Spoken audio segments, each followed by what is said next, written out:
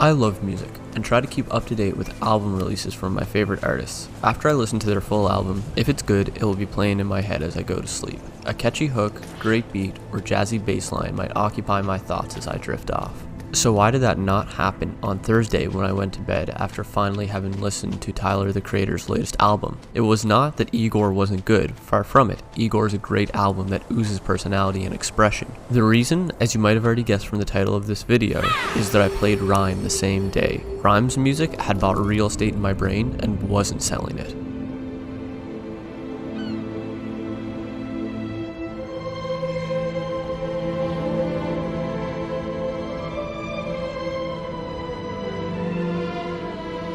RiME is a game you probably haven't heard of before. I know I had not until it was free from May 23rd to 30th with Epic Games. It's an interesting game that wears its inspirations on its sleeve, from artful epics like Abzu and Journey to adventure games from the 6th console generation, most notably Eco.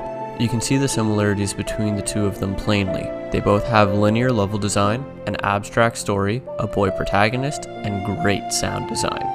Where they differ is in art style, player guiding, and most importantly, score. Quick side note, I almost made this entire video about how well RiME follows game design principles to guide players. There is little to no score in Eco, and it's understandable why that is. It creates an oppressive atmosphere along with the visuals, and I'm sure hardware limitations had something to do with it as well. But the product is that Eco feels like a game at the end of the day, compared to RiME feeling like a cinematic experience. It's absolutely incredible what can change in 16 years. I would attribute the cinematic feel that RiME has to the score in it, and this begins at the very start of the game.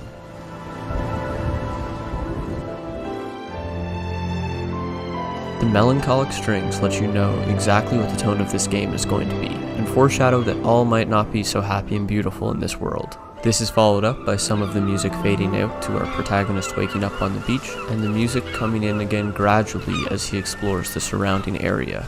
The composer of this game, David Garcia Diaz, and the lead designer, Kevin Sarda Perez, I am so sorry if I got those wrong, know two things that when combined create an incredible score.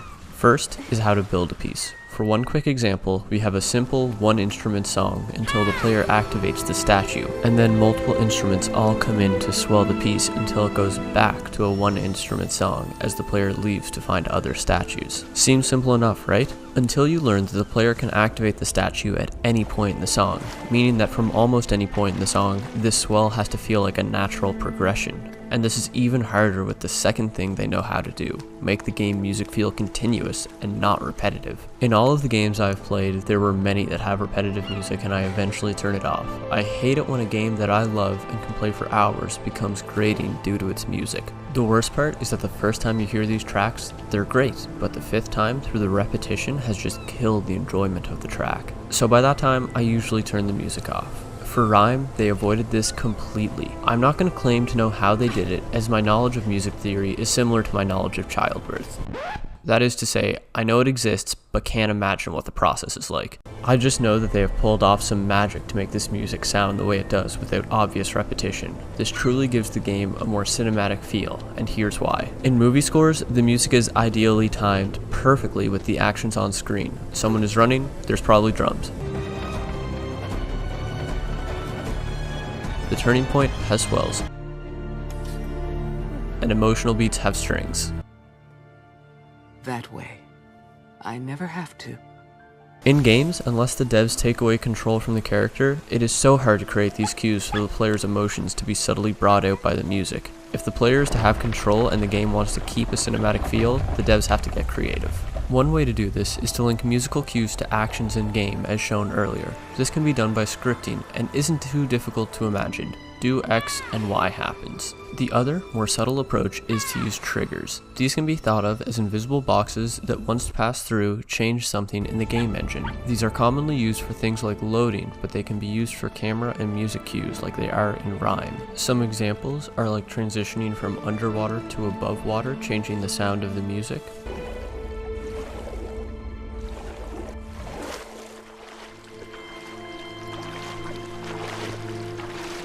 Or having a musical cue for danger approaching.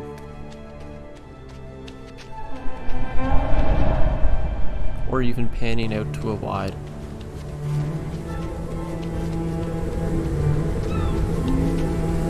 So these are two techniques, scripting and triggers, that are used to create a more cinematic and subtle approach to music and games, and are prime examples from RiME. They work even better for this purpose since they are built correctly with stacking complexity and non-repetitive music. I would encourage everyone who is watching this video to at least try RiME. There is a solemn, abstract story, and it's a wonderfully relaxing game if you need to de-stress from everyday life. That's about all I have to say about RiME. I'm going to try to make a video a week now, and that means the videos are going to be a little bit shorter and quicker to make.